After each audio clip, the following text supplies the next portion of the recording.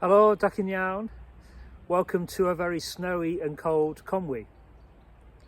I've been thinking a lot this week about the power of evil. Even if you're an optimistic person or a person of faith, sometimes it seems as if evil holds all the cards.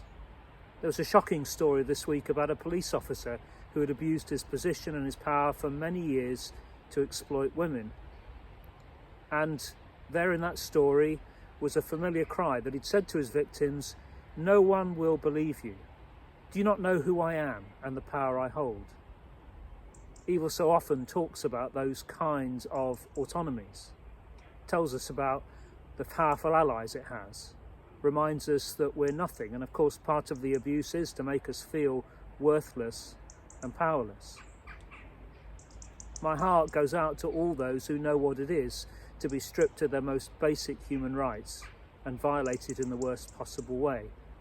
And I acknowledge with shame that the church too has sometimes used its position and its power to do the same. But in the end, when we're told that we are on our own and no one will believe us and no one is on our side, it is a lie. What the Bible tells us is that God is the friend of the friendless, the father of the orphan, and that he is angered by those who take advantage of the weak and the vulnerable. In the Old Testament, in the second book of Kings, there's a powerful moment when the prophet Elijah is woken by his servant. And the servant tells him that they've been surrounded by a powerful army, the Aramean army, and they're there with one purpose: to capture Elisha and to stop him speaking for God and protecting his people. Elisha is annoyingly unfazed. He prays to God that he will show the servant what Elisha himself can already see.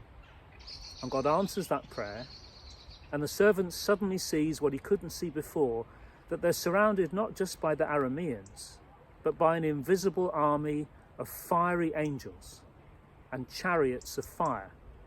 That's where the expression chariots of fire comes from. God helps Elisha's servant to see what Elisha already knows, that far from being on their own in standing up for what's right, they have the most powerful ally of all, God and his righteous truth. So if you or someone you're praying for feel powerless at the moment, if everything says to you there can be no change in the injustice of your situation, pray to God. Ask him to open your eyes. Ask those who have the ability to do right to stand alongside you, and look for the victory that God will send.